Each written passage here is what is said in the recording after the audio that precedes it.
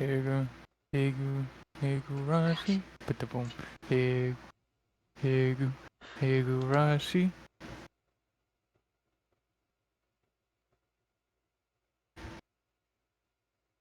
I'll get more song. That's your cue. That's your cue! Higurashi. There you go. Hegu, Hegu, Higurashi. There you go.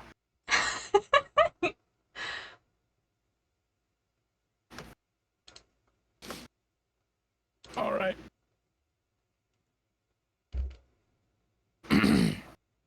The inside was pitch black, but I'm always gonna fuck that name up.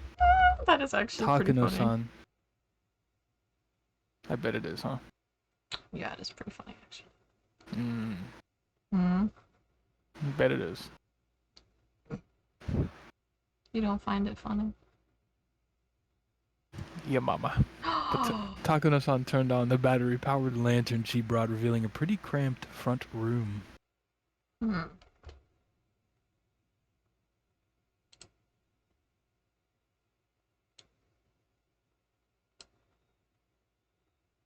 It's so dark in here.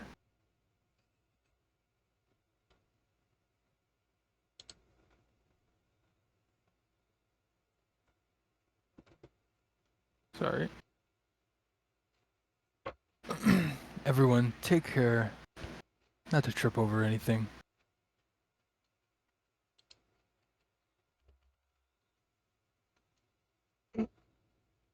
I appreciate the concern. You were eating! I am eating. Okay, doorman. Been a good watch.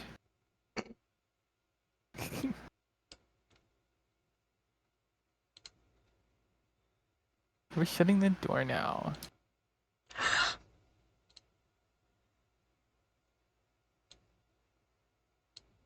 What you fooling with? I'm trying to get it so that I can see you. Takano-san smiled spitefully as if leaving Toмотaki-san out of something fun and began to close the door. Willa takes a bite. Man. Willa cannot get this. I cannot eat anything, because... Alright, everyone, have fun. Apple slices? There was a low, heavy, and loud noise, and we completely cut off the outside world and covered in silent darkness. Silence. Takano-san's lantern was the only light we had, which is... Oh, that's a pretty good light to have. It's better than the lighter or something. I'll be fine. It's an outdoor lantern with backup batteries inside.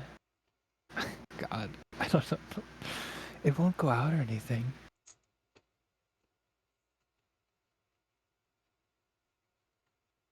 Looks like Takano noticed my uneasy expression.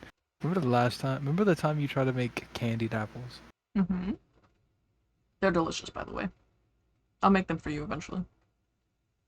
You don't want me to? No, I've never had candied apples in my life.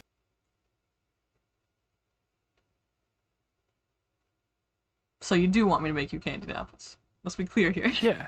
Okay. Yeah.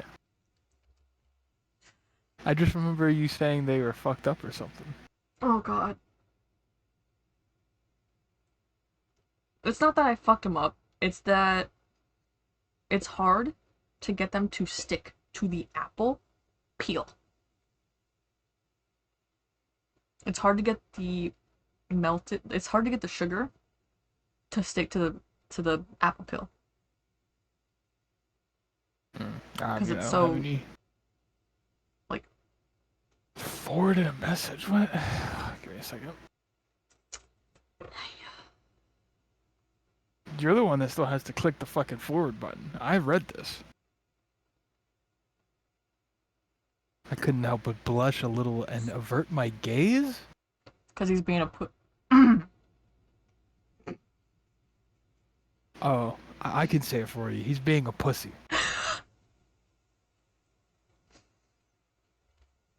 Deeper inside, there was a heavy and old but sturdy door with solemn decorations on it.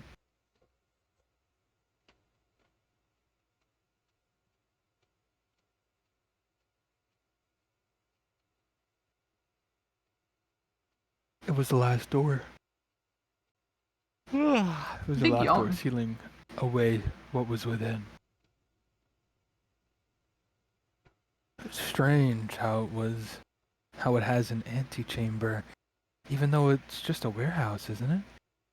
I told you it's a warehouse. Shut your bitch ass.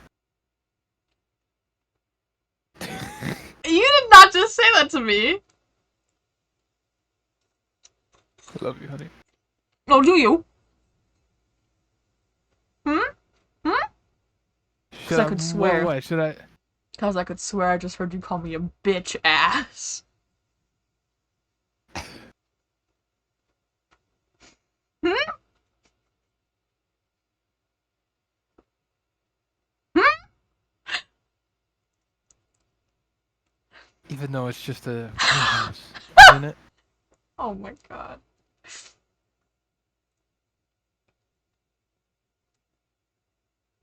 I believe it's set up this way so that you open one door at a time, never letting the room with all the tools be seen from the outside. Creepy. Mm-hmm. Takano-san explained this, awfully impressed by the construction. 'Cause she's also creepy. She's very creepy. Big ass head, little ass shoulders. Hmm? Big ass head, little ass shoulders. But still, it's really dark in here.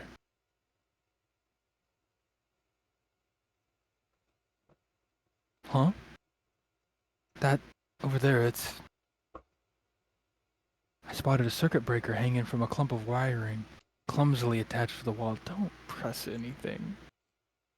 Okay. Do you think Keiichi's gonna press something? He's a dumbass. Of course he's gonna do something that's gonna fuck them over. Not only is he a dumbass, he's being a scaredy cat. Pussy. Oh, here, isn't this the light switch or something? No, don't press that! Up in flames. I flipped the biggest switch I could find, and with the click, the pitch black room was illuminated by an old bare light bulb.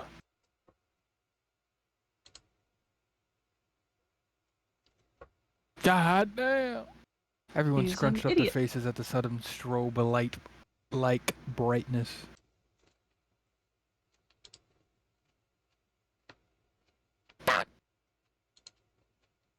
Before she even finished, she unslapped my hand and flipped the switch back. Mm-hmm.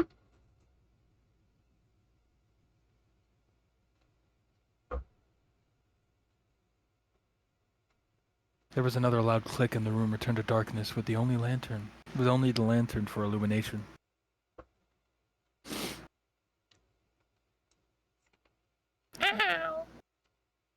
He deserves to get hit harder than that. Child abuse. Oh! Is that so? Shion's 1 year older than him. You can't. Oh. Hey man, you're eating. I do have the last bite in my mouth right now. You can't, Kei-chan. We snuck in here, remember? If you turn on the light, it will give us away. There's no light here, Shion! She onto something. We already used that. I'm scolded by Shion Ferris. I'm scolded by Shion fairly harshly. It looked like she was worried about whether someone had seen them from the momentary light. God.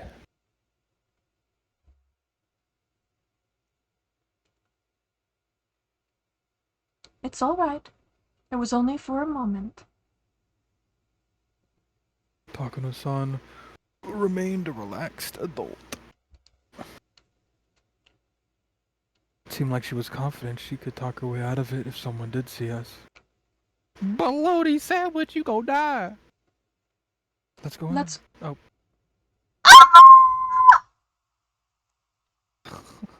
The rooster's out, huh? What? The roof.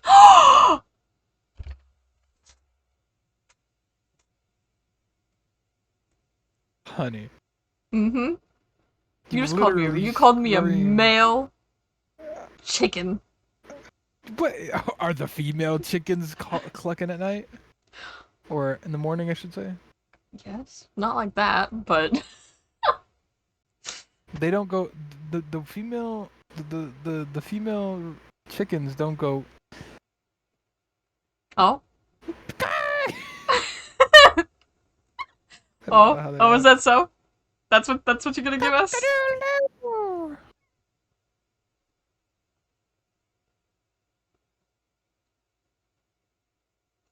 Don't drink your tea and look at me like that. Mmm. Is that so? Also, hello there, hamster. Jeff called me a rooster.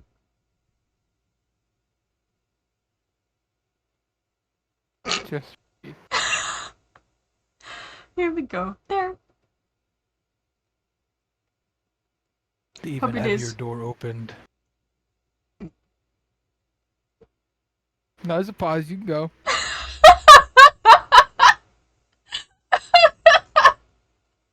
How's your day going, hamster? And this time, it wasn't just the dust that came out with the air. There was also a nasty smell.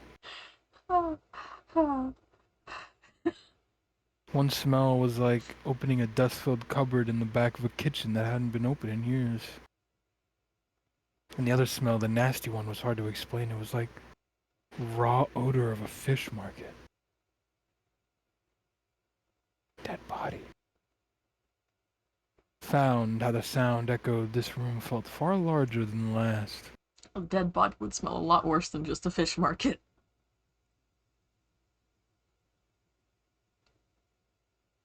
Takano-san held up her lantern and revealed the contents of the expansive room. But at the back of the wall of the storehouse, right in front of us, was a Buddha-like holy object standing there looking down at us. Show us the room. I was taken aback by its unseen force, lit up by a slender beam of the lantern.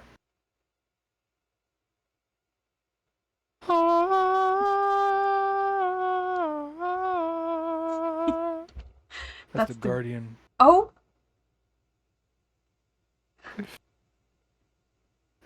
Shut the fuck up. I'll shut the fuck up. That's the guardian god of Hinamizawa, Oyashiro-sama. It's far grander than the one at the shrine. Oyashiro-sama. So this is the spirit protecting Hinamizawa? What are you whispering? I didn't whisper anything, I was mouthing the words. The one guarding the holy land of Hinamizawa from the impurities of the outside world, and the one delivering punishment after punishment upon those who attempt to sully the land with a damned construction. It looks like there are far more tools stored here than I thought, but this is so sad. None of them haven't been maintained. How unfortunate that they're in such a state.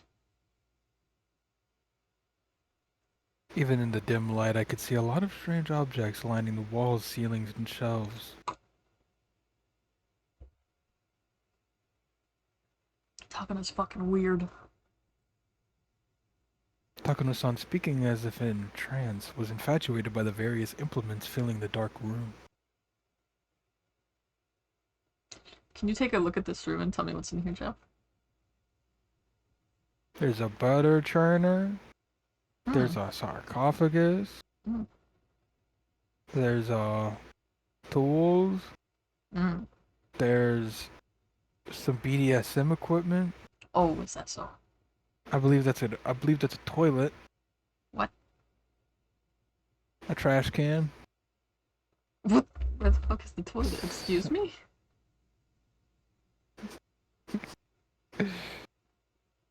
Everywhere is the toilet. No, hold up. It's cause the you see the little person sarcophagus right there. Mhm. Look to the right a little. To the next thing to the right. That has almost like a toilet lid top, and so from far away I was like, "Oh, toilet." Oh, okay. Now that I see it, it's something protruding. I thought it was okay. Mhm. It looked weird back there, but the thing to the right of that, that's definitely got to be some sexual shit. They got some straps there. They got like a place for a head. Uh-huh. Yeah, dude.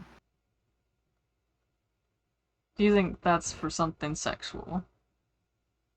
No, but I'm just making jokes. Okay, so you know it's something that's not sexual. Yeah, it's probably for like lab stuff, experimentation, kidnapping and holding. You kidnap them and then you put them in there. You strap them down. You're like, you dare defy the gods. And then you use the tools to dissect them in every which way, and then you make the people of Hinamizawa eat sacrifice.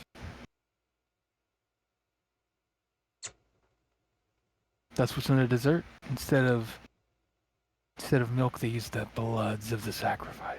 Oh. Am I cooking, chat? Am I cooking? They weren't a very festival-like or traditional. They weren't very festival-like or traditional, but instead this was more like the workshop of a blacksmith or a carpenter. There are a lot of large wooden and metal tools packed in here. Putting it bluntly, didn't let me fucking read. Putting it bluntly, it was all pretty boring stuff. Sorry.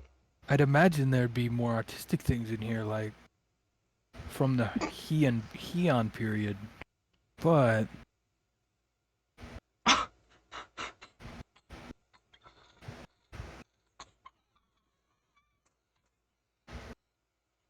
you good? Mm-hmm. Did I say something wrong?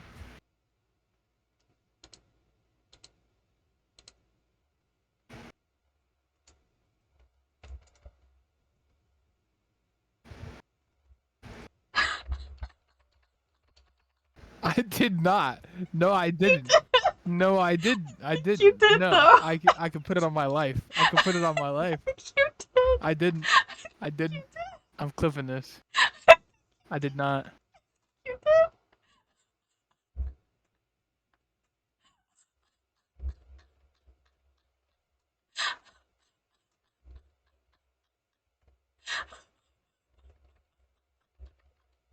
No, I didn't.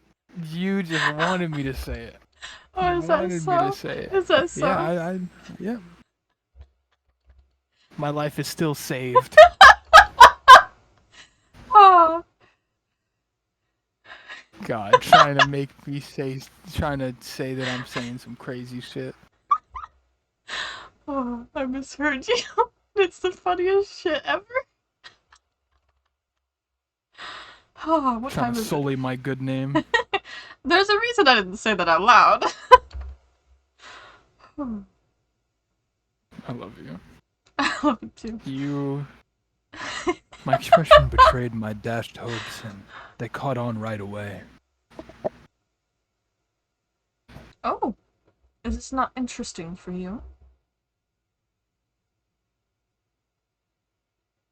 I'm not into literature or art, so I can look at this stuff, but I don't really understand its value. Kid, you really look like you don't get it. I guess that's only natural. Takano-san reached into a paper bag that she'd been holding the whole time, took out a worn scrapbook and began to flip through it. Then just for you, Keiichi-kun, I'll tell you an old story. It's a common tale in this region. Yeah. If you go to the library, it would even be in their recommended reading list.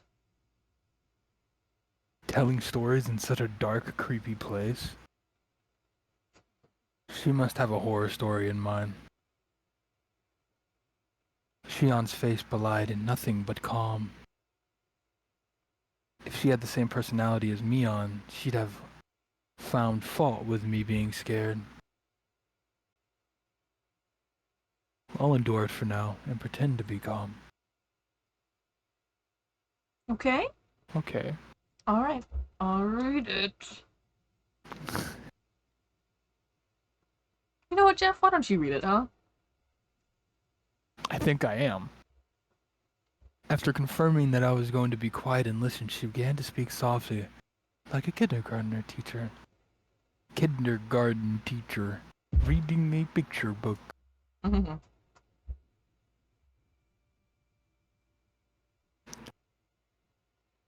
Long, long ago, in a certain village in the mountains, there was a swamp. A swamp. This swamp was very, very deep. Some even call it bottomless. You wanna know what swamp it is? Trek? People said it was connected to hell, the land of demons. Is it the swamp that's in Hinamizawa? Whoa! The rumor said that it was deeper than the ocean and that anyone it swallowed would sink into the underworld. Bottomless swamp. Its name?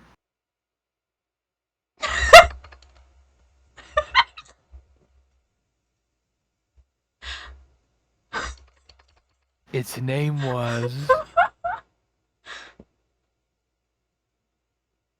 Place.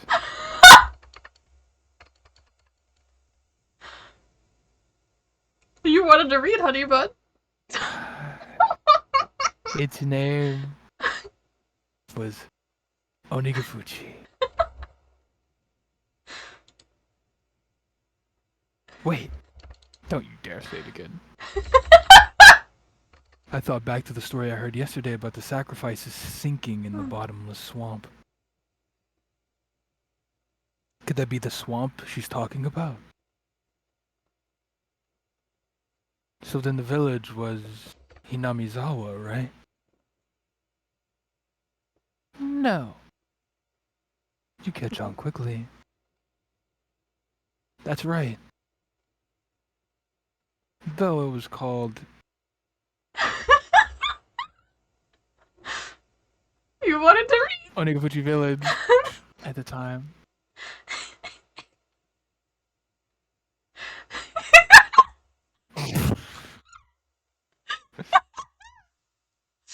Onigafuchi Village. Oh, is that so? What? You mumbled the beginning of that. Fuchi.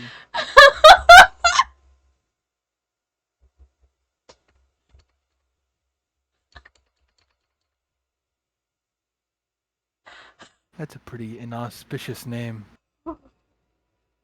Now what the fuck does the word inauspicious mean? It evokes quite the image, doesn't it? I hear that the name was changed in the Meiji period. The name of the swamp connected to hell was Fuchi. No, no, absolutely not. You have to do it correctly. The name of the swamp connected to hell was called Fuchi, which meant the demon's abyss. Oh my god, that is so funny. I can read, Honeybun. I can read. Give me a second to fix my situation. I already read it. There's no point. You already read this one, huh? Yep.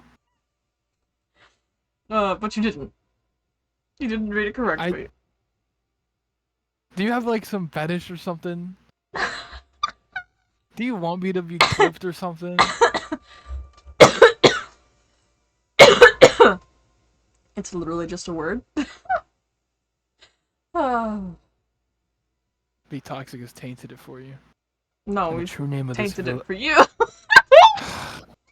And the name of this village, Namisawa, was village. And the true name of this village, Hinamizawa, was Onigafuchi Village. It's just a word, honey bun. The villagers belonged to that abyss, or to hell, in other words. They lived their lives worshipping the swamp said to connect to it. But then, one day, demons began to appear, one after the other, from deep in the swamp. The villagers feared that hell was overflowing. The demons mercilessly attacked the villagers. They could only watch in fear. They could do no more than hide themselves and tremble.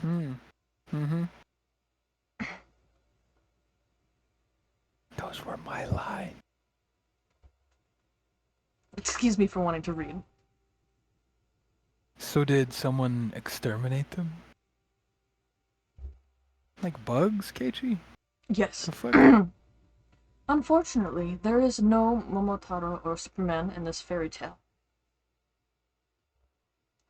Then did they get the whole village together to fight them?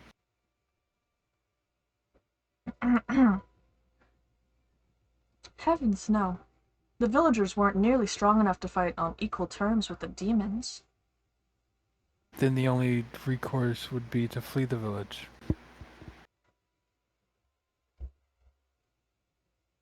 No, they all died. Either.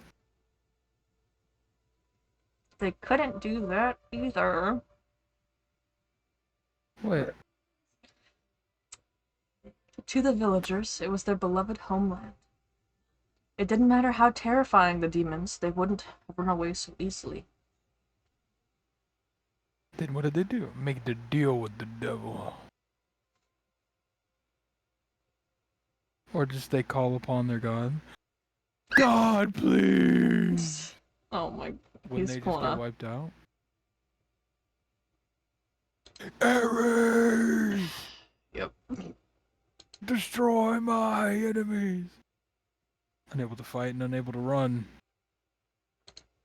They died. Oh my goodness. All they could do is wait for the village to be destroyed.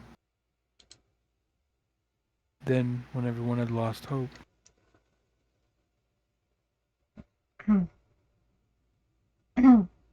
their god.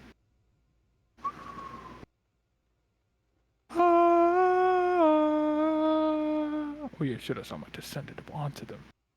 Unto them. I see. So Oyashiro-sama came down from the sky and beat up all the demons then. You're such a boy, Kei-chan.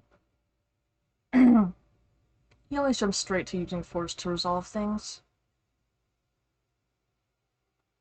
Shion sighed, a little annoyed, embarrassed. I held my tongue. The thing about Oyashiro-sama, he wasn't a violent god who would beat them up like you're saying. He was a kind god filled with love and benevolence. Oh, was he? The strength of Oyashiro-sama descended from the heavens. Couldn't be compared to that of the demons. They didn't even fight, they simply prostrated themselves before his radiant authority. Oyashiro-sama urged them to go back to hell from whence they came, but the demons wept and challenged him, saying they could never return.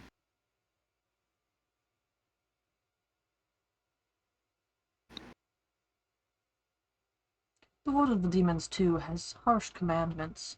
They claimed they had been banished from hell.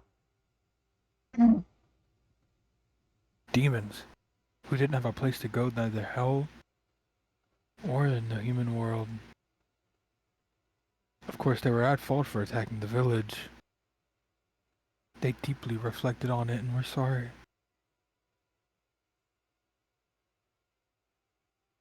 As the villagers conversed amongst themselves, little by little they came to pity the demons, and after talking with everyone in the village, they decided to live alongside them. A lot of fairy tales have them being exterminated or driven away, but you don't often hear where they live in peace. You are skipping words!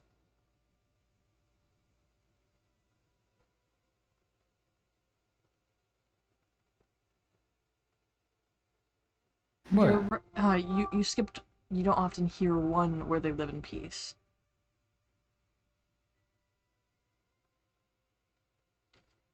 You're right.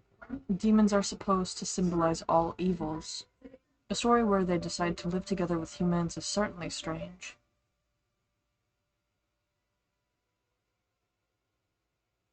When the demons first heard the villagers' invitation, they doubted their ears, but soon burst into tears of joy. The villagers had given them a place to live. It was said that in payment for this good deed, the demons shared their many kinds of power and secrets with the villagers.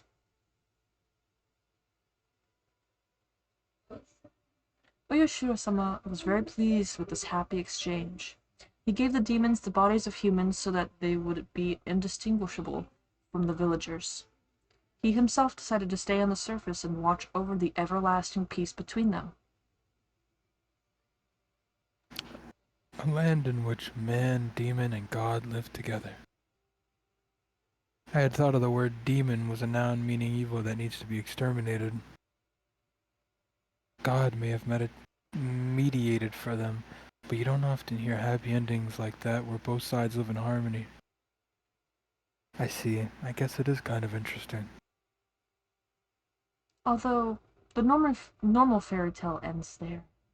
It was revised quite a bit during the Edo period into a much longer story. After that, the humans and demons intermixed, and eventually there was no difference between them. So the demons ended up disappearing? No, not at all. Half of them stayed just as they were. The knowledge with the villagers had received from the demons basically made them into something inhuman, what people call transcendent. They were well aware the power they had was hearsay, and as those below worshipped them, they lived out their lives in secrecy. This story is the root of many derivative tales and pieces of fiction. It's the foundation, I mean. The basis. What do you mean by root? She means the part about the villagers having demon blood. What I mean is, all of the legends from around here are based on the premise that the villagers are descended from demons. There was a hint of amusement in Shion's face as she said that. It was like she wanted to say that she too had demon blood in her. Is there any proof though? Maybe it's somehow rooted in historical fact beyond just fairy tales. Oh, Maya-Better-kun, then do you believe that demons really did come out of the swamp and breed with humans? Well, I mean, it's not that I don't believe it, but when she said demon, she meant the ones from hell, but in ancient Japan, the word wasn't necessarily used to denote only that kind, right? The more well-known use involves the drifting foreigner theory. As the story goes, Westerners who were shipwrecked in nearby seas had such markedly different customs that they were called demons. Japanese people were relatively similar in appearance to other Asians, but everything about those from the West was different: their physiques, their faces, and their skin color. In Japan, terms like red demon, blue demon evoke images especially of Westerners. Lacking in skin pigments, Westerners would sunburn easily and turn red. Being fair-skinned, I think blood vessels on blood vessels appearing on their skin would look blue too. A handful of accidental aliens would drift into Japan and came under persecution, being called demons. They would flee in the mountains to survive, turn into bandit groups, and attack villages for food and the like. How does that explanation sound? Maybe it's a bit childish. Takano gave me a weird smile when, having come up with such an impromptu hypothesis, I unconsciously followed it with self-deprecation. Still, she didn't smile, as if to make fun of me. It's not ridiculous. There are a lot of people who subscribe to the drifting foreigner theory. Even so, nobody actually knows what happened. Were they groups of foreigners who had turned to banditry, or were they really demons who had come from the bottom of the world? Then, Takano-san, which one do you believe? The truth of the matter aside, I'd rather believe the more fantastic explanation. It's more fun that way, isn't it? Her answer made her sound a wee bit like a romanticist. Here I'd thought she'd rejected unrealistic stories like that. Now then, this is where the fun begins. Takano-san brought an end to her storytelling and waits for a moment as if to tantalize us.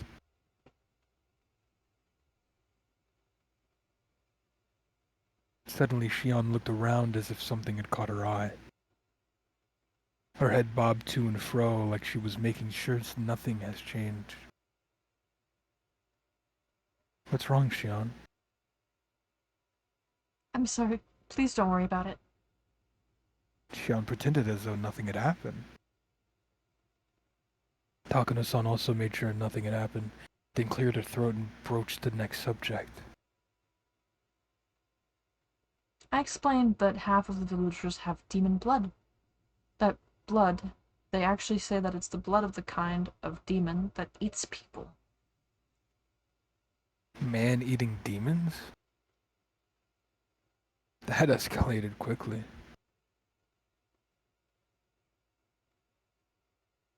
That blood still runs through the villagers' veins. They say that sometimes that blood awakens from its slumber. I thought the fairy tale had a happy ending, with the humans and demons living in peace, but it began to suddenly change into a brutal, bloody story. Well, they eat people. They say that every decade or so they can't help but want to feast on human flesh. The villagers can't eat Fucking other vampires. villagers. So when this happens, it's said that they descend on the human villages and conduct Onikakushi. What's an onikakushi? Broadly speaking, it's when a demon kidnaps someone, when a person is demoned away. They say that the villagers of Onikafuchi would overwhelm unfortunate human villages in order to kidnap sacrifices. Takano-san's explanation was plain and simple, but when I imagined what it must have been like, it was terrifying. They lose their human reason? The villagers turn into real demons en masse. They attack the villages they loathe in the dirty world of the masses below. And then they kill and eat their sacrifices. So they're no different from demons after all. What did Oyashiro-sama do? Wasn't he supposed to be staying in the village and watching over them? Oyashiro-sama knew about it, of course. Onikakushi isn't indiscriminate. The villagers apparently never kidnapped anyone other than the sacrifices decided upon by their god. In the text, it's usually 1 or 2 people. A village inhabited by those both human and inhuman? It was like the heartwarming episode's colors had inverted like negative film. I wonder where I've seen that before. Revealing the painful and ugly truth. So on the nights when they stole away villagers, they would feast on their kidnapped sacrifices, which is why the nights came to be known as Wat Nagashi. Watanagashi. Tonight's festival was Watanagashi. I just couldn't reconcile the fun festival with the horrible tale Takano-san was telling me. Watanagashi, well, wasn't it about giving thanks to the futons we use over the winter or something? Kei-chan, Wata has another meaning, you know. It means entrails. Means water. Shion, who had been silent till now, spoke up. Entrails? I guess that's true. Like fish guts. Wait, what? Like a jigsaw puzzle, the fun times I had today and Takano-san's grotesque tale clicked together in my mind.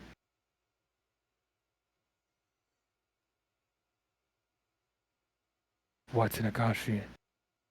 So, gut spilling.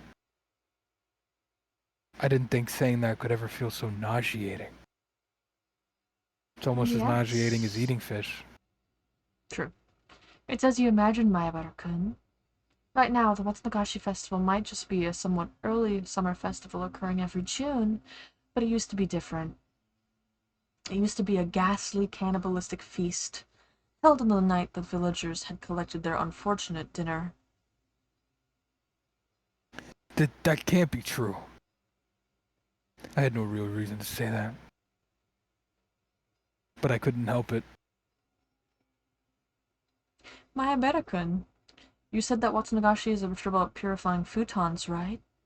What do you think the futons filled with cotton with wata represent? Futons are futons. They're beds. They're things for sleeping in. What else could that possibly represent? I was rattling on, desperately attempting to deny the horrible festival that Takano-san was describing. Deep down, however, I found myself misunderstanding all too well what you meant. Found myself understanding all too well what you meant. Futon stuffed with cotton.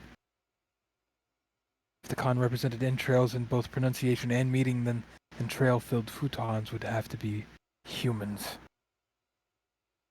Why don't you think back to the offertory dance Rika-chan performed? Do you know what she was doing up there? No, I don't. I didn't even watch the whole thing anyway. Shh. Kei-chan, you're getting too worked up. Shion grabbed one of my ears, reminding me that this wasn't somewhere I should raise my voice. Even so, I still can't suppress this agitation I feel. Rika-chan was carrying a festival hoe. You've probably realized it already, but that's not a hoe for plowing fields. It's a tool for dissecting human bodies. Negative imagery. Dang it. I didn't see the dance all the way through, so I don't know what kind of performance Rika-chan was putting on after I left.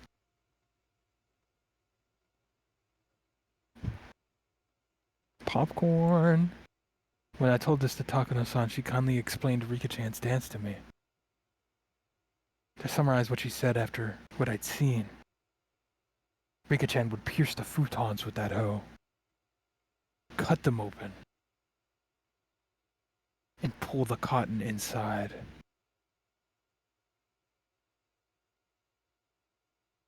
Dot dot dot. Oh, pull out the cottons inside. I thought it was gonna say pull the cotton out inside, out. She'd cut the cotton out one bit at a time and set it afloat. That's the kind of ritual it was. Broadly speaking, it was quite the bombastic ceremony where they'd rip out the guts and throw them into a basin. And then the ritual was over. It's thought that afterwards the villagers, each with a different role, dismantled the flesh piece by piece and feasted upon it. At Takano-san's strangely happy giggle, I felt, for some reason, violent displeasure. Pika-chan, every day during our lunch break, she'd take a rice-pounding mallet into the schoolyard, and she'd work so hard, sweating bullets, to practice for offertory dance she'd done today. All that effort, all that work, Takano-san disgraced it. Even though she worked so hard to practice for today. Takano-san, I think you should choose your words more carefully. Kei-chan's pretty naive, so please don't tease him so much. A moment before I opened my mouth to express how angry I was, Shion stopped me. Shion must have been fully aware of how that story made me feel. I'm sorry. I thought you'd like a story with that sort of shock value, since you're a boy. Takano-san spoke without a hint of malice as she smiled gracefully. After hearing all that, did you figure out what kind of stuff is in this storehouse, Kei-chan? See, look. Shion pointed out one of the walls vaguely illuminated by the lantern's light. There was. Mere moments ago, they hadn't held my interest. They were just boring-looking tools lined up on the shelves.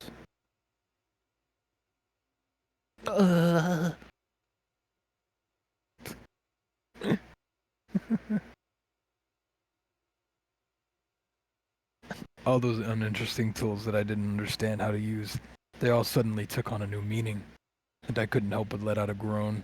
Oh my god, Jeff. How does the Lego Yoda sound? I have no clue. I forgot how it sounded. At first they looked like carpentry tools, like chisels or planes. Ah! That was closer to the Lego Yoda. However, when I thought back, I'd seen pictures of these sorts of tools before. Yeah. They came up in a Japanese history textbook. Yes, on the page introducing the Kaitai Shinso, or the new text on anonymity. My brain just short-circuited. Anatomy. Poof. These sorts of things, they're printed realistically in the literature of Germany, capital of the medical world. These aren't carpentry tools. These strangely shaped tools, they're for dissection. Everyone knows that the Edo period, they would dissect the corpses of those who had been put to death in order to gain knowledge about Western medical techniques. Illustrations of the dissection tools they used at the time came up in textbook supplements. The things hung up on this wall looked exactly the same as those. If you want a scarier way of looking at it, think of them as cooking utensils. Huh?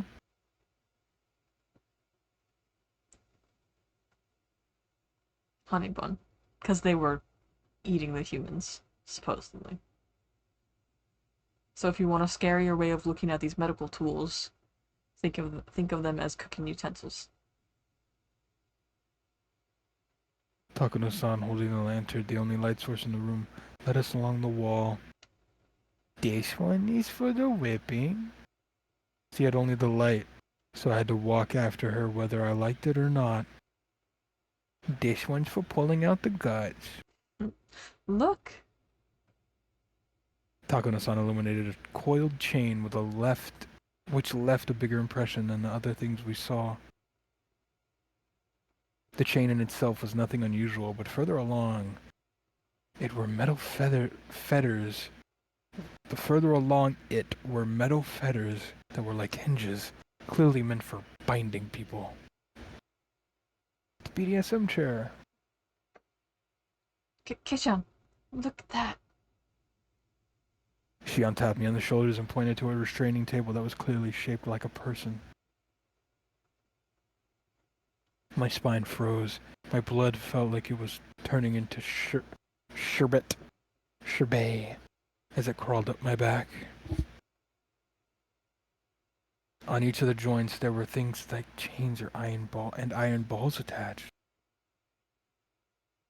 It was like the table was searching for its next sacrifice, ready to spread their arms wide and close them in.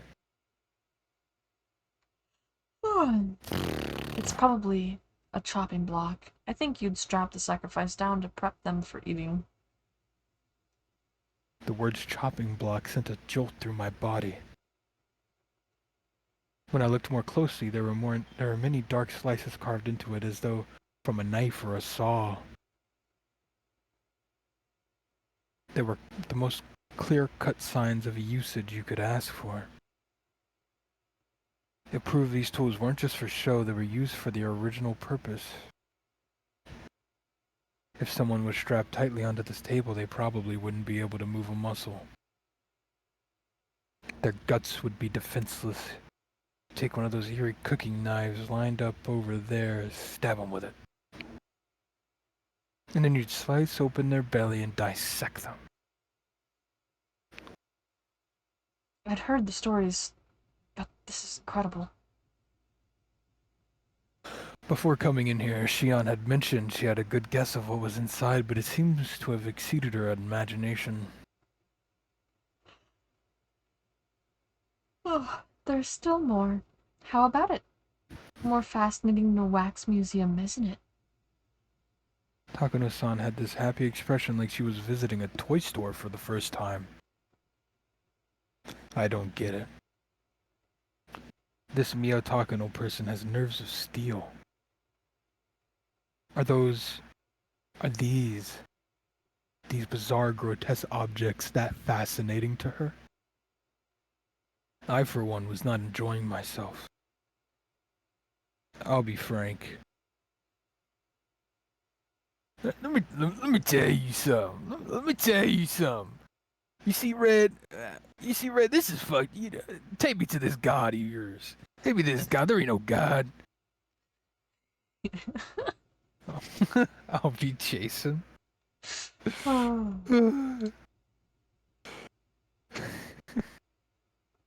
Let me be clear. This is all too weird for me. Still, there was something even more horrifying than all of this. That would be none other than Takano-san herself. Creepy bitch. Takano-san holding the lantern, giving off such a thin beam of light, if she suddenly turned it off, then I would be... What would I do when, the next moment, everything went totally dark? That's why I was scared. Takano-san had the only light in any way. I'm scared.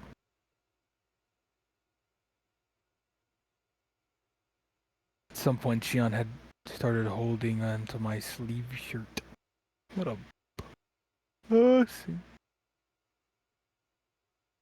How could you be even bigger of a bitch than Keiichi?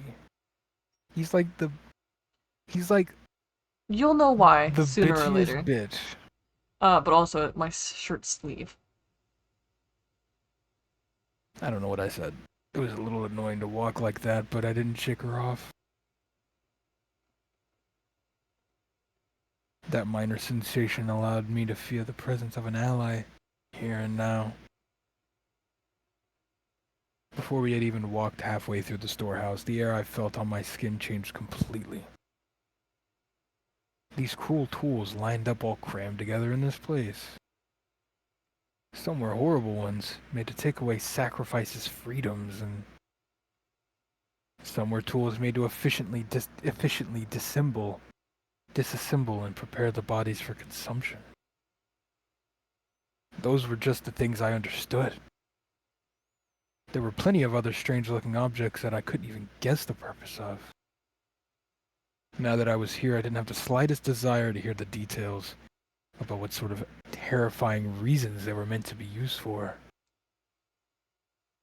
At the very least, they were all completely different from the sort of clean, simple killing functions of a katana. Tools to kill were obviously constructed in such a way that they could kill people. If that was the goal, then the person you used them on would, obviously, end up dead. The kinds of tools here, however, are different. The tools that were here were for cutting people, for crushing them, for boiling them, and for cooking them, and for grinding them. They were tools of torture. They weren't made to kill people. People dying was just an incidental result.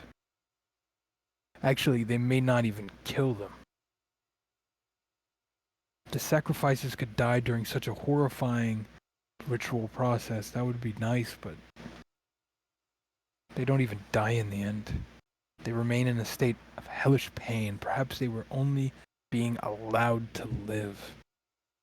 Only now in this moment did I fully realize just how terrifying and fearsome that difference was. People, you see, most of these wouldn't kill them if used properly.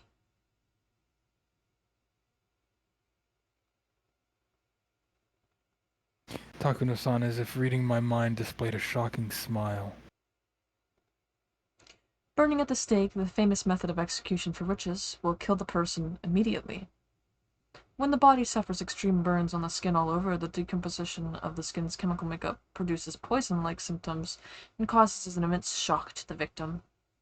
Though, I suppose it's still very cruel compared to the guillotine. You have to wait far longer for that to happen. She described such horrors in a strangely medical way. Shion immediately answered the question I had. Takano-san is a nurse. They're saying that nothing can scare a doctor. I guess it's true. Oh, and also, there was a method of execution in ancient Rome where they would grill the person. Just like a barbecue. They would cover the person in wire netting and slowly cook them over a charcoal fire. To think the memories of when I went to a day camp with my family would come rushing back now, of all times, so vividly. That's what it was like. Apparently they wouldn't die too easily for some reason. According to one source, even if they roasted one side of a person to a crisp for an entire night, they would still be conscious to be able to speak fluently.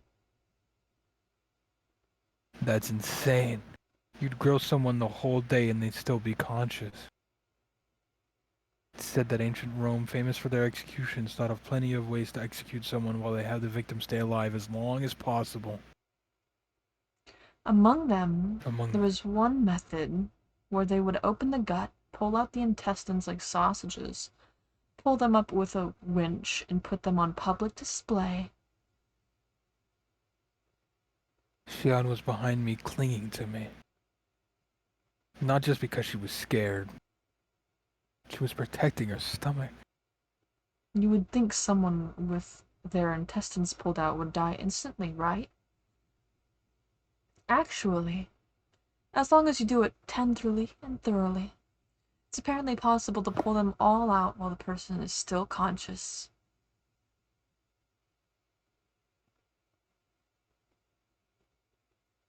I felt a sick feeling in my stomach. It was like my organs were coiling up just from Takano-san's stare. Though pulling them out with a winch was a rather exaggerated method.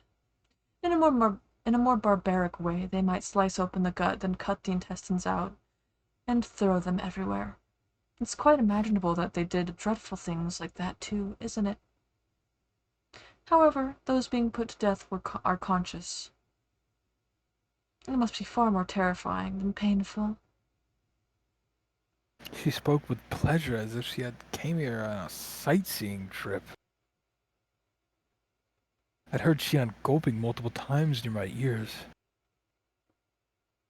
Perhaps Hinamizawa, or rather, Onigafuchi village did something like that for the Watanagashi festival. Listen. If you try hard, can't you hear it? I wanted nothing more than to not hear anything at all. So why only at times like this do I begin to hear things I shouldn't be able to?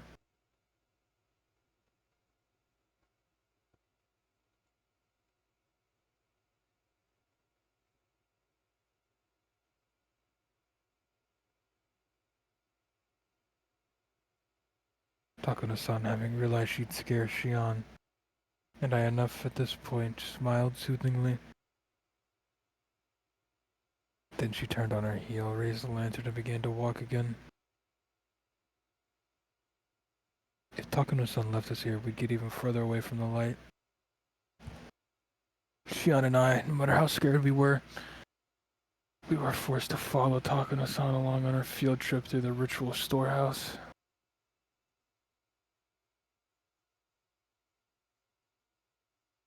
I suppose we've seen a bit of everything. See? This place is interesting, isn't it? She says, raising the lantern high in the center of the storehouse. The dim lighting didn't change, but for some reason I felt like I was able to see all those horrible tools at once. Kiki-chan, look up.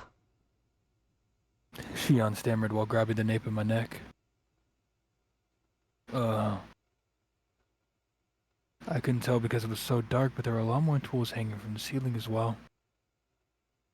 They all looked like they were made of iron bars, but then I figured it out. Cages. For cages, they were very small.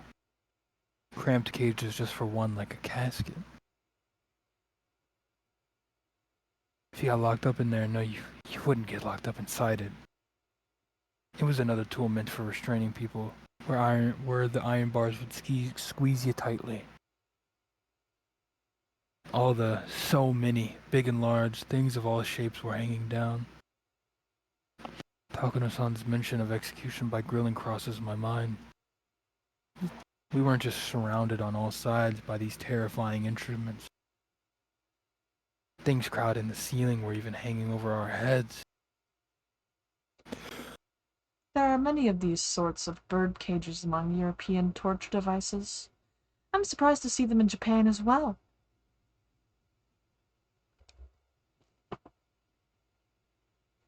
Is there something in there? A person? A mummy? Where? Shion desperately pointed to one of them human-sized bird cages hanging from the ceiling, but I couldn't tell which one she meant.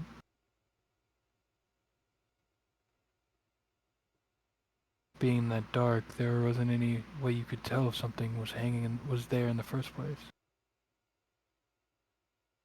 I don't see anything. You sure you're not seeing things?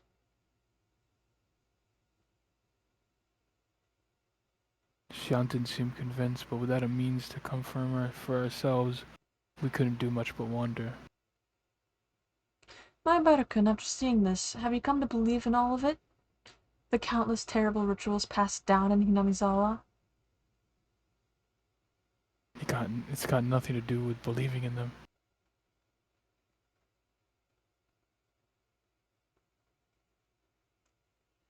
Now that I've been shown the real thing like this, there's no possible way to deny it.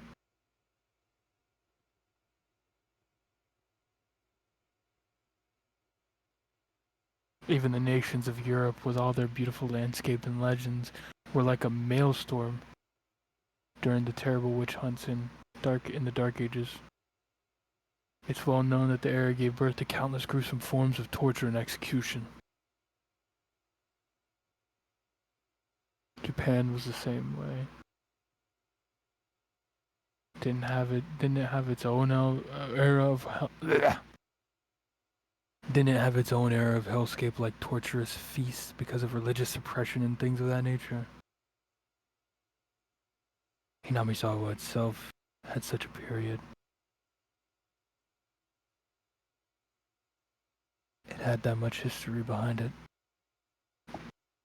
Even in Europe, land of the witch hunts, that was all far in the past, no more than a series of historical events, and in this age, nothing that abnormal would ever happen.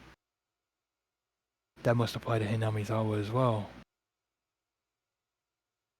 Just as Europe had its Dark Ages, Hinamizawa had one too. That's how this should be taken. Even if these things all really happened in Namizawa, they're all past. They don't have anything to do with the people living in Namizawa right now. Ayabara-kun, you really do like this village. It didn't sound like she was making fun of me. Takano-san gave me a light smile. Takano-san, you're researching whether those customs survived into the present. You are, right? Shion suggested something that made my heart leap into my throat. And telling me all these horrible things are still going on today? Even today. What I'm about to tell you is a secret, alright? I told you, Shion-chan, because you're an understanding person, but the other villagers don't want to hear it. If things go awry, I could be ganged up on and punished. Shion flashed a devilish smile as if reveling in the immortality of it. Ayabara-kun, you'll keep it a secret too, okay? If this gets out, I could suffer Oyashiro-sama's curse, or be made into a sacrifice. If it's the curse, then I wonder what kind of death it'll be this year. If it's a sacrifice, then will I be thrown into the Onigafuchi swamp while I'm still alive? It is tonight, you know. The night of Oyashiro-sama's curse. Takano-san said, bringing her face right up close to ours. As if to say that if she had a choice, she'd rather suffer the curse. That was what she seemed to be implying. Takano-san took a fairly worn notebook out of her paper bag and began to flip through its pages.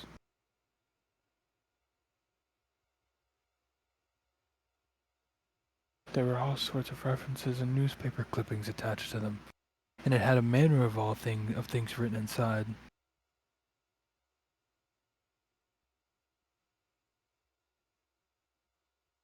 There were letters. The letters were very small and bunched together, so I couldn't tell at a glance what it was about.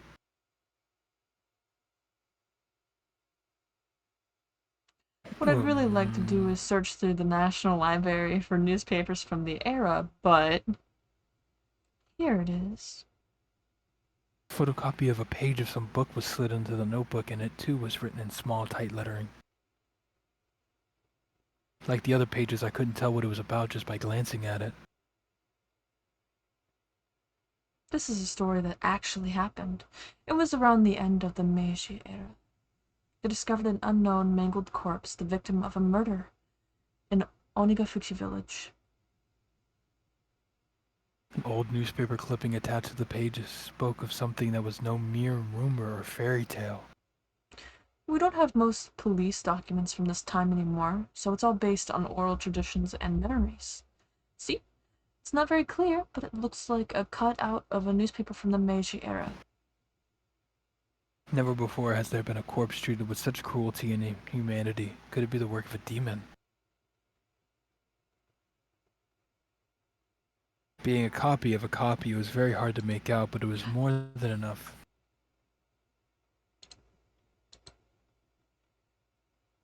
To make me feel strangely tense.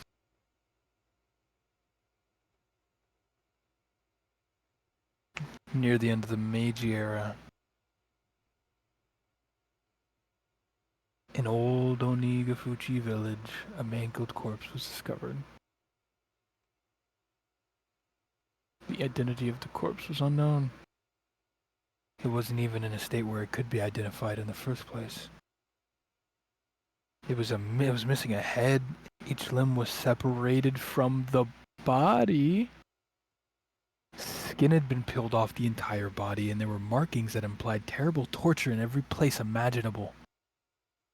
Not only that, but the belly had been cut open by a sharp knife with the entrails completely dragged out.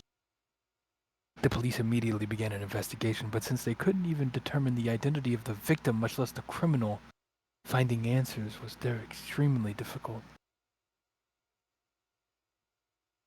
Do you understand what it must have been like? I couldn't imagine such a strange sight, even if I tried. This was the first time I was ever thankful for my lack of imagination. The victim was skinned while still alive, underwent all kinds of torture, and was killed brutally. The author here also thinks that even after death the remains were divided and dissected even further, the epitome of inhumanity. I'm of the opinion that the entire process was performed while the person was still alive, though. What do you think, Mayabara-kun? She spoke in a way intended to make me imagine even more vicious things. As my brain was already far over capacity, however, there was no way I could imagine anything more brutal.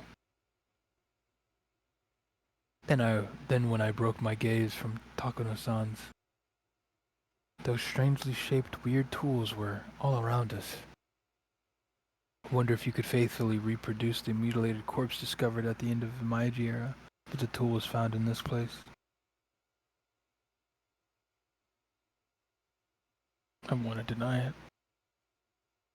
I don't want to admit something so terrible could have happened at all. Even so, they were so strange, so terrifying, these tools, and as if they had seen through my attempt to escape from them, they did nothing but ridicule me silently. So that creepy incident, what was it in the end? The author says that regarding Onagafuchi Village's dreadful customs, they've survived into recent post-Meiji days, and that perhaps they lasted until around the beginning of the Showa period. This corpse at a glance appeared to have been brutally killed after a period of torture. In actuality, however, it was the painful sacrificial remains of a man-eater's terrifying feast. The corpse was just leftovers. It was so fantastic, so strange that it didn't feel real. Was this an extension of the legends too?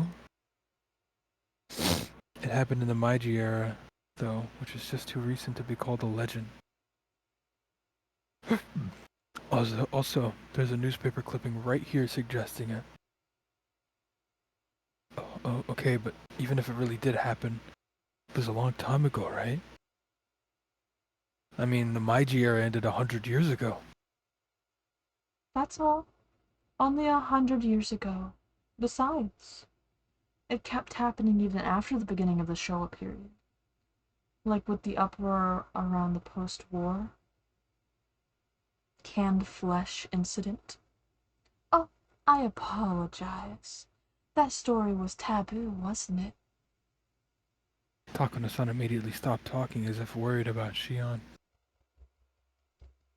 Shion briefly looked somewhat angry, but the expression soon disappeared. Huh? Takano-san, what did you just say? Canned flesh? Just then there was a huge creaking noise. Everyone ripped around to look. It was Toмотaki-san who had opened the door slightly.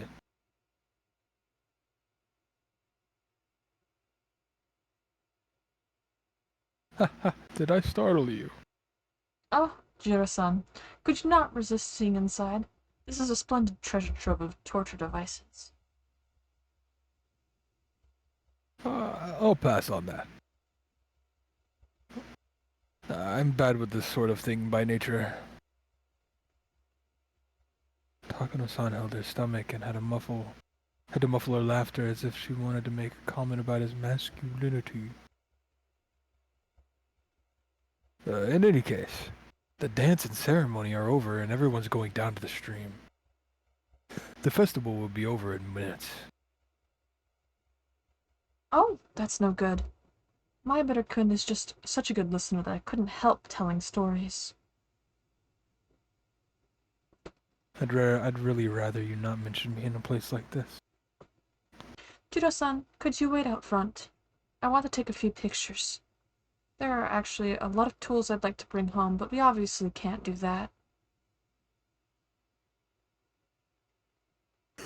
Takano-san took a camera out of her paper bag and began to snap photographs. She looked like she was having fun, like she was on a scavenger hunt. Hmm? Geijigun, are you leaving too? I've seen enough already. Shion, you're good too, right? Let's get out of here. I want some fresh air. I agree. Let's leave. I did feel a bit of hesitation at leaving Takano-san by herself in this darkness.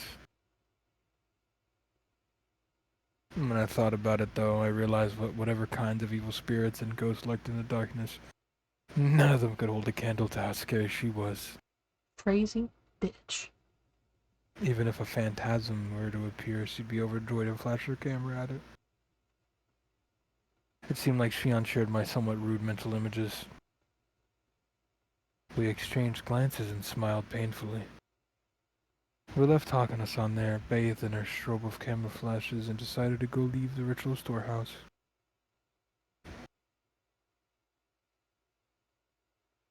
Everyone at the festival seemed to have gone to the stream, so their voices were very distant. The voices of the bugs, on the other hand, were clear, lending an empty feeling of isolation to the place. How was it? Interesting. Toмотaki-san gave us a somewhat mischievous grin. He should have been able to tell by looking at how pale our faces were. I should have kept watching outside with you, Toмотaki-san.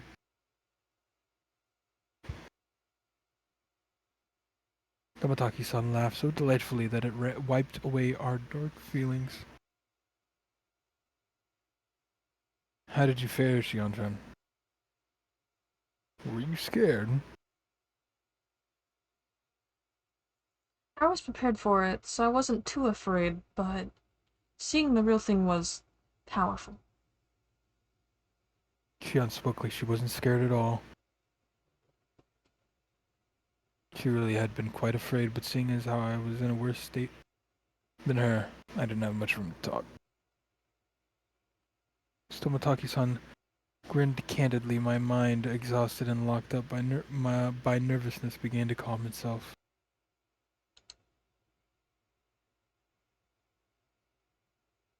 Was Takano-san an adult about this little expedition? You know how she seems like a child sometimes. I was worried she'd be way too excited.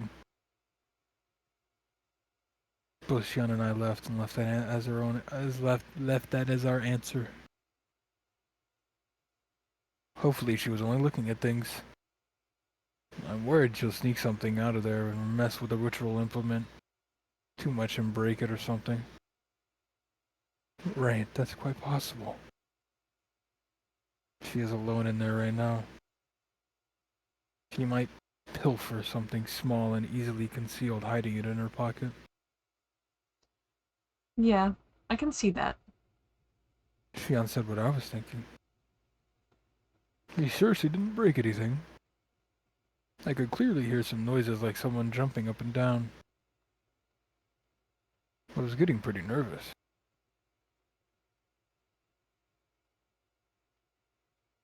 I'm sorry. I ran out of film. Tiro-san, if you have any more, could I use some?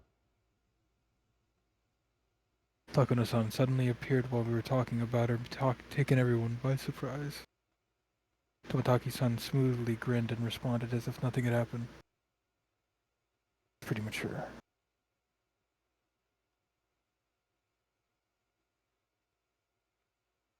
I'm all out of spare film. Sorry about that.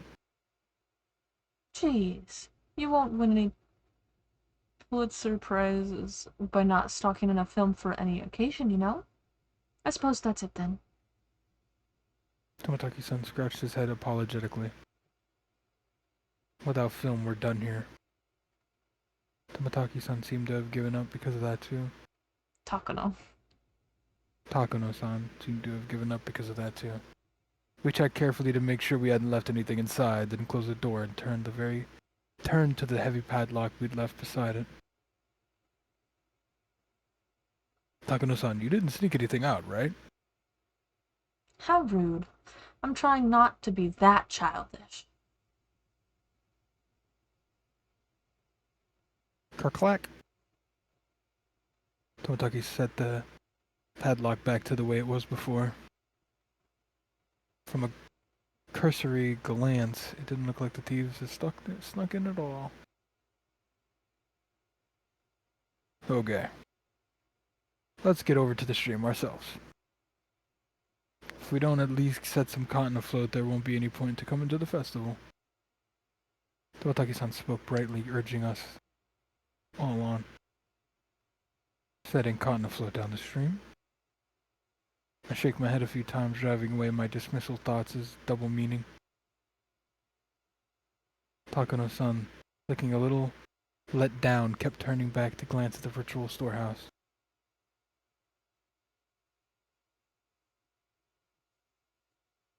Let's just leave it at that, alright?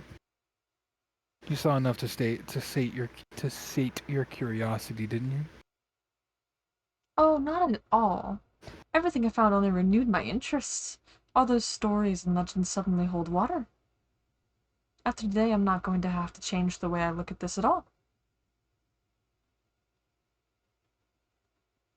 Wow, she's truly indomitable. Her curiosity really is something else. Still interested in all this. Still interested in all this. To run through. Still interested in all this, though, and through. We descended the stone stairs, and all the people crowding the stream came into view. Near the bottom of the stairs, we could clearly see people receiving cotton that had been cut out for them, then wishing upon the cotton and setting it afloat down the stream. The festival was already over. Damn. I missed my chance to photograph the best part of Wanagashi. Oh, but it's not too late. I'm going to go and set some afloat. Perhaps you could take pictures of me? Takano-san, with an impish expression, brought her head to Tomataki-san's shoulder. Despite his age, he looked embarrassed. Felt an honest respect for Tomataki-san, man to man, for dating such a handful of a woman. Goodbye then. I better could. Shion-chan. We're going down to the stream. Would you like to come with us? No. I couldn't get in your way. Please take your time. Shion waved her hand to them with an expression just as impish as Takano-san's. Tomataki-san, on his part, seemed to want us to come, but whatever. Shion gave a big stretch and sat down on the stone steps. What? Tell you later. I'm pretty worn out. Same here. I'm exhausted too. Kei-chan, is this your first Watanaga? This is your first Watanagashi, isn't it? You go on, don't mind me. I'm tired, so I'd like to stay away from the crowd. Yeah, if we were to go now, we'd barely slip into the end of the cotton drifting ceremony. My sister and your other friends might be looking for you, too. Go on. Oh yeah, right. They've been by themselves ever since we got separated. I'd feel bad if they were looking for me. Then Shion suddenly got a playful look on her face, then put her index finger to my lips as if telling me to keep this a secret. My sister is the type that gets really jealous. If she knew I was hogging you this whole time, she'd never let me hear the end of it, so keep tonight a secret, okay? Keep tonight a secret. Doesn't say things that are so embarrassing. Don't say things that are so embarrassing. Not only because of that either. Considering what we were doing tonight, we really need to keep it a secret. Oyashiro-sama's curse might happen tonight, and we four would be the prime candidates. The loosening threads of tension became taut again. Shion, however, burst out laughing. Alright, I'm going to get out of here before I run into my sister. I really am tired, so I don't have the endurance to put up with her anyway. I can't tell if you get along with her or not. We get along. The way she said that, her vague expression explained that there are a lot of oddities in a relationship between 10 twins. I'm only a child. I'm an only child, so I don't really get it. Make sure you get along with her, okay? Right. Thank you kindly for your meddling. Okay, I'm gonna go. You should hurry up if you want to make it, Kei-chan. What Nagashi really is about to end. Shion stood up and brushed the dust off her backside. After watching her do so, I returned my eyes to the final ceremony of the Nagashi festival below me. Seriously though, what was that sound anyway? It was kind of unpleasant and creepy. Huh? What sound? The sound, you know, the banging noise. It was really loud, wasn't it?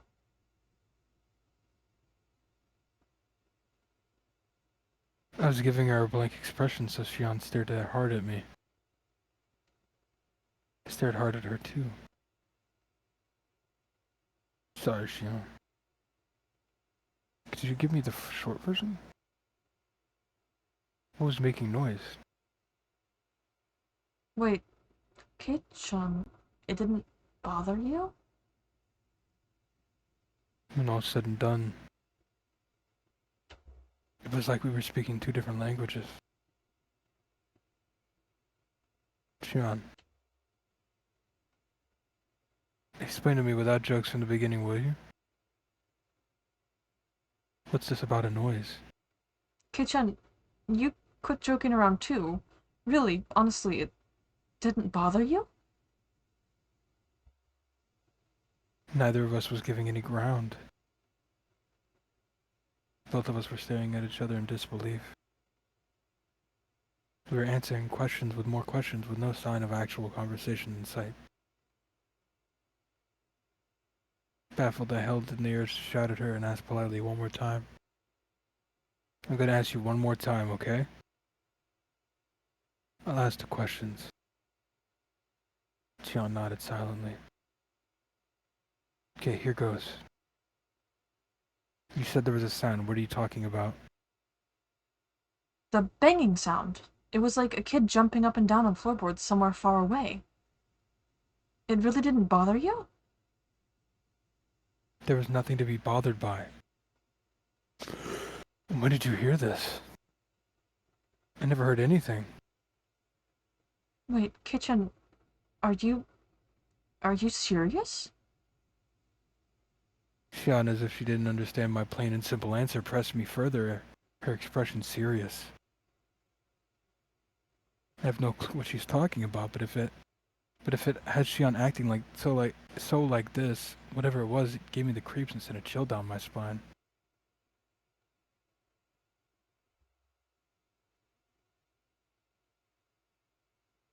It was while we were looking around at the inside of the ritual storehouse with Takano-san.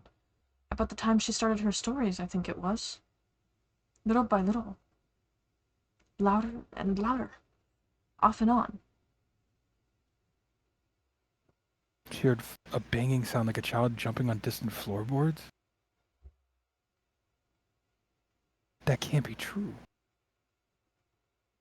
Don't start trying to scare me after all that. I didn't hear anything at all. In fact, it was so utterly silent in there that my own heartbeat was almost deafening. Please, don't try to scare me either, Kei-chan. It was like something was making noise in time with Takano-san's scary stories, and I was totally creeped out the whole time. The chill rose from my spine back to the back of my head. My blood turned cold as it crawled up my body. When it reached out my head, my mind froze over. When it reached my head, my mind froze over. You and Takano-san weren't paying any attention to it at all, so I pretended not to hear it either, but you heard it, right? It happened a bunch of times and it was really loud. Xian's eyes were begging me to tell her I heard it. I had no doubt, however, that my own eyes suggested something entirely different. Oh, you gotta be kidding me, look. In that storehouse we were surrounded by brutal ritual tools that looked like they were from another planet, listening to terrifying old stories. The whole time Xian had been hearing a sound that we couldn't hear by herself. Should that make Xian, who heard it, tremble, or should it make me, who didn't hear it, tremble? I didn't know the answer to that at the time.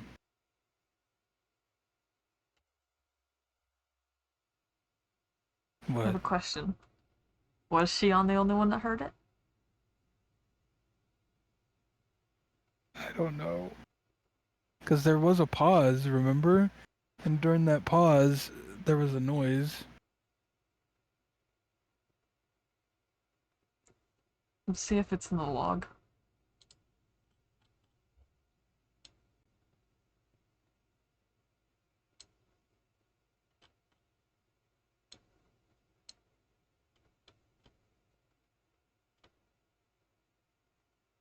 No, Damn it it. wouldn't be.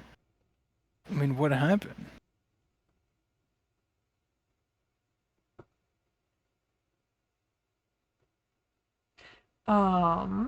Tomitake says something about hearing something, like a banging noise. Oh, yeah. I heard y'all jumping around in there. So maybe them two are gonna be demoned away or something.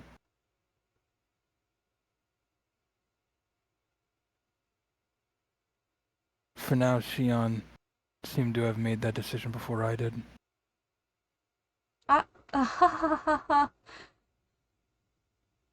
What are you laughing about? I really got you, Kei-chan. I was tripping the whole time. What? Shion laughed, saying how easily scared I was, and clapped me on the back. Her smile, somehow artificial, actually made me feel worse. Then after leaving me with 2 or 3 generic diplomatic goodbye phrases, she left almost like she was running away. Thank God. All I could do was look after her, my mouth agape. At the end of the day, I didn't have a clue what was going on. Xian laughed it off and said she had been lying, but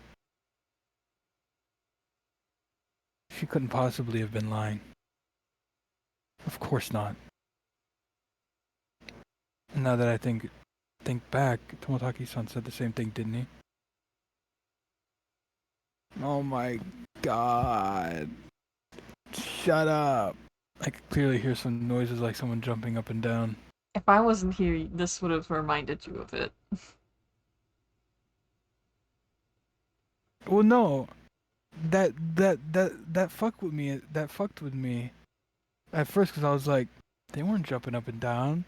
But then I was thinking maybe it was like, maybe they were scared and they jumped or startled or something. Because like I knew that they didn't make any noise in there, but also at the same time, I mean, it's very. no. But like at the same time, Keiichi, the girl, and Shion, nobody said anything. So I just thought, oh, okay, so it doesn't really matter. Like I caught it, but then nobody reacted. So I was like, oh, I guess I'm not. I guess I'm tripping. Um.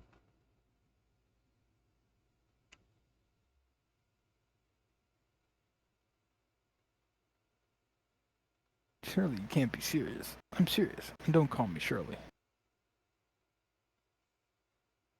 It's pretty funny. I don't know where that's from. Oh, it's just a play on words. Who's serious Shirley? What? What are you laughing at? Am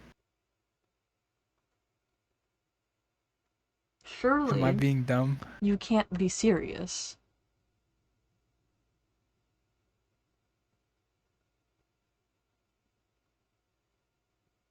Now say the last half.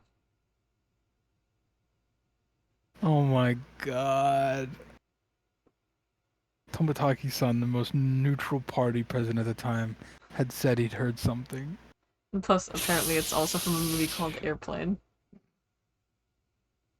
I guess it is from a movie, but it's a play on words. You should have just said that you came up with a hamster.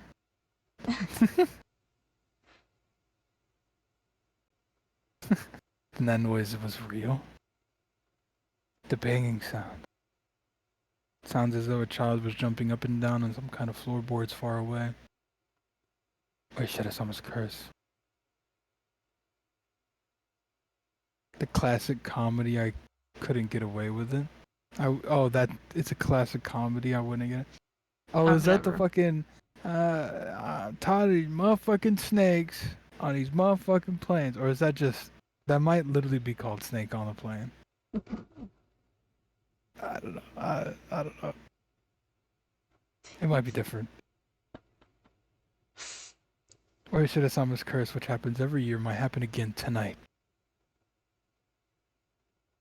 That's a different movie? Yeah, I thought so. Too many planes. Can we start Too doing many like submarine Sharknadoes. movies? They're like submarines or trains or something. The most plausible victim candidates were Takano-san, Tomotaki-san, Shion, and me. The bustling of people sounded further away than I would have liked, and the sounds of the insects sounded too close for comfort. I'm near so much human warmth, yet I can't ever go back there again. That was the ominous idea that sprouted in my mind. Then all of a sudden I was pounced on from behind, causing my heart to lurch. Keiichi, we found you! I don't give a fuck! It was Rika-chan. The hell was that about? Dude, this fucking chapter is longer than anything I've ever fucking read in my life. When I turned around, Mion and Rena were there too. It's an important chapter. We finally found you! Now we just need to find Sadako. Sadako's Everyone dead. got split up this year. We should make sure we have somewhere to meet up afterwards next year. How? You're right. It's a festival, so we should all be together. I listened to Mion's happy declaration with a little bit of guilt. Keiichi, did you root for me while I was dancing? Yeah. I saw it all. You did a great job all the way through. No mistakes either.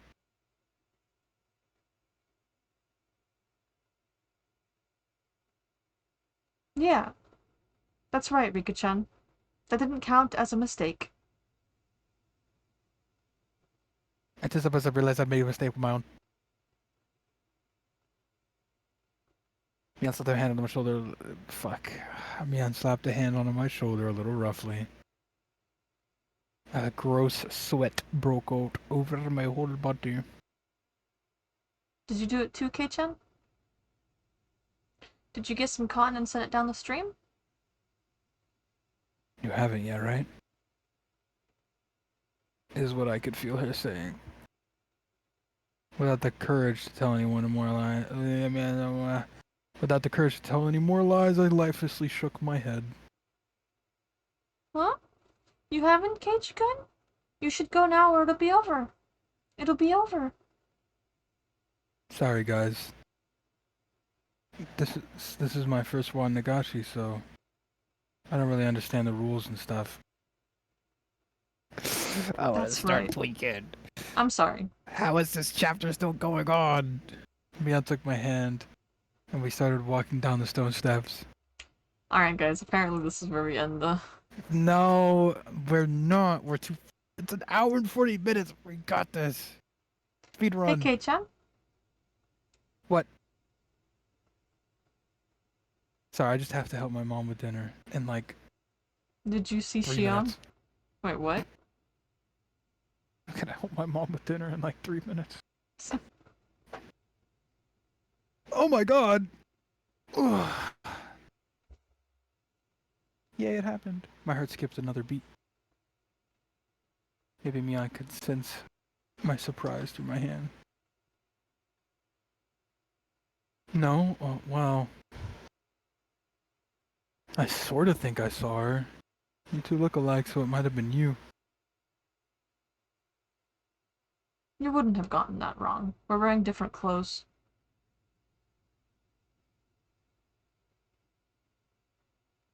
Mian's momentary silence was like a death grip onto me.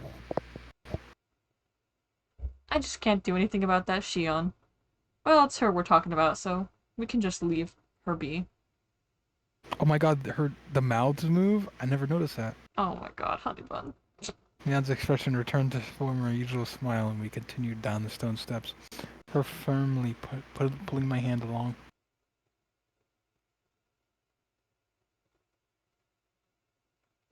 Please.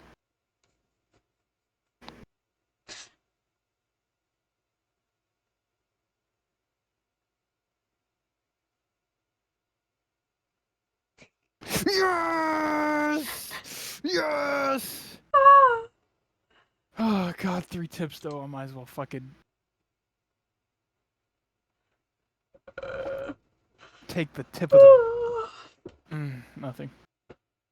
Tip of the what?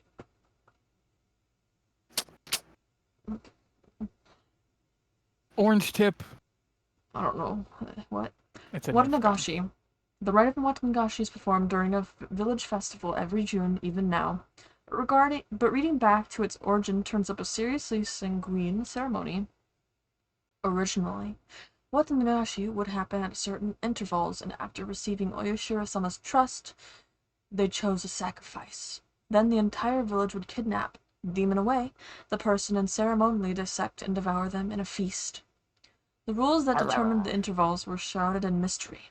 This is because the ceremonies occurred extremely irregularly. There's a theory that it was determined based on astrological fortune-telling, but it isn't too convincing. The residents of ancient Onagafuchi village firmly believed that they were half man, half demon transcendents, and that they were more valuable than humans were, and they forced people within and without to accept that. Perhaps the act of kidnapping and eating people was done to prove that they were higher up on the food chain. This is just a hypothesis, but maybe the rite of Watanagashi was a political event for the purpose of being an outlet for, or outright diverting the attention of the villagers of the isolated Onagafuchi village. In case any of their complaints or dissatisfactions grew serious. If that was the main reason these ceremonies were held, then it was easy to explain how erratic they were. It's so interesting knowing everything I know and reading back. And I don't even know everything because I haven't read all the stuff. Alright, I got this one. You don't know speed yet. The alleged importance of the implements. Okay, how about... I can find anything that gives a concrete description of what the original implements were like. Okay, how about we don't do that? Alright, how about I just go fucking jump off a bridge? Okay. They were, however, real, and they definitely existed a multitude of different kinds. One source states that the implements used in the Watanagashi rite alone number 200. The obvious question then is why they required such a myriad of them. The rite of Watanagashi was to kidnap people through the demoning away, dissect them, and eat them. I believe the tools were for dissection and restraining, but 200 of them is far too many. Generally, tools evolve in such a way as to reach a solution for a certain problem. Once you reach the ultimate goal, that is, attained a certain level of efficiency, the tool's evolution normally stops there. Regardless, why would they have created so many different kinds? One of the cultural elements responsible for diversification over time is that that of entertainment. Tools used for entertainment would evolve over time and branch out. Unlike normal tools, reaching the ultimate goal would be more of a dead end, and then searching for the next goal, they would split in many different subtypes. So then perhaps it's not a stretch to suggest that these 200 plus implements had some entertainment value. That is just a hypothesis, of course, but maybe the human dissection process was more viewed as a type of entertainment.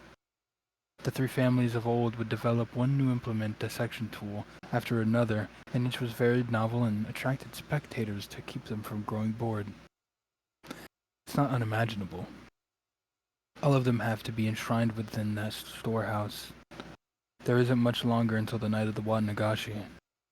Though its original intent has been lost, I reveal the secrets of the traditional ceremonial night within the ritual storehouse. I can't restrain my excitement. Wat Nagashi cannot come soon enough. I'm guessing this is Takano-san? Mm-hmm. This is her notebooks. What is when you hover over them, what does it say?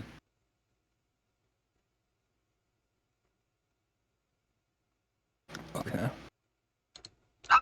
After the festival. Oh, so somebody's probably gonna die. Late that night, tensions in the police station were strained. In the silence, many of the staff members' eyes shifted back and forth between the clock and their telephones, counting the seconds in that stifled atmosphere. Kumagaya-kun burst in with a young guy trailing behind him. Oi-san, I've got the autopsy results. The court physician just got here. I'm ready to go, sir. I'll head straight for the burned body's location. Kuma-chan, things have gone a bit complicated. They appear to be having a very difficult time determining who the victim is. Could they have been dismembered? Nope. Cooked to a nice light brown. He spoke in sportive tones, but the meaning behind his words was heavy. The staff gave a collective sigh. All the way? Head to toe? Completely blackened, it seems. Probably smells terrible, too. What a shame it is to be Gifu-san. Cooked with no possessions, then discarded outside the prefecture. At worst, it would have taken a week for the body to be identified. The fact that they'd sniffed it out tonight was huge. Konomiya-kun and a few others are performing a thorough night raid on this dentist in Okinomiya. All we can do is hope a tooth matches some medical records. Sorry, could someone go buy me 2 or so boxes of strong cigarettes? The young guy answered an affirmation and darted out into the hallway. We did an excellent job finding it this year. It could be that the people who disappeared in past years were scattered outside the prefecture like this too. Then why not bury them, or sink them into the Sea of Japan, or Lake Biwa, or somewhere like that? Why though? Hasn't the pattern so far been one person dies and another disappears? Kuma-chan, the corpse was inside an oil drum, unrestrained and cooked. They probably burned them after strangling them. They knew it would be found. So what you mean is, from the beginning, they didn't want a person to disappear this year? Not so much that they just aren't related. Not so much that as they just aren't related. The person didn't disappear. In fact, whoever did it seems to have wanted to make a show of it. You mean it could be a warning? He folded his arms and then heaved a long and heavy sigh. That might have been the case had it happened in town. If they'd messed up taking the victim far away and burning them alive wouldn't have been noticed. If they meant it as a warning, they should have done it closer to Hinamizawa. They wanted to emphasize the fact that they've killed the victim, but instead of doing it somewhere for dramatic effect, they did it outside the prefecture. Did they want to emphasize it or hide it? Boy, I do wonder what Oyashiro-sama is up to this year. A telephone ring cut through the heavy silence. A staff member nearby snatched up the receiver. Oyashi-san, it's They have it. The dental clinic in Okinomiya fixed the wisdom tooth 3 years ago. What about the records? Complete with x-rays. Well, I feel bad for waking up the dentist before dawn. Kuma-chan, get out there as soon as you can. As soon as you get the records from Komino... Will do. Oh, it's the chief. Thank you for coming out at this hour. Oyashi-san, my apologies for the lateness. What's the situation? Well, it's just getting good. You see, we're all getting fired up.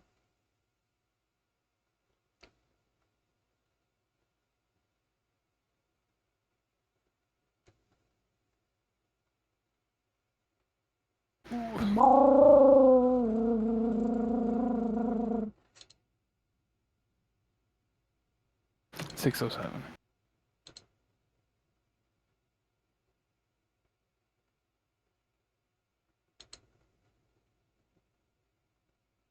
Alright, well, thank you guys for playing this game with me. I had lots of fun. If you ever... You're not gonna play Cubed and Dangerous? No, I'm gonna take a nap. Okay. I'm probably gonna... Yeah, I'll probably join you after I make dinner. Mm-hmm. Well, I might make something to eat and then wait like 30 minutes and then take a nap. But let's see. The thing I'm making, I can't eat. Oh.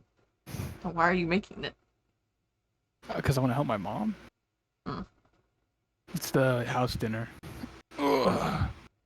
Well, why isn't it something you can eat? Because it's so packed with calories. I'm sorry, honey. Thank you guys for joining me. I had lots of fun. Have a good day, night, morning, whatever time it may be for you, and we'll see you next time. Bye-bye! Bye!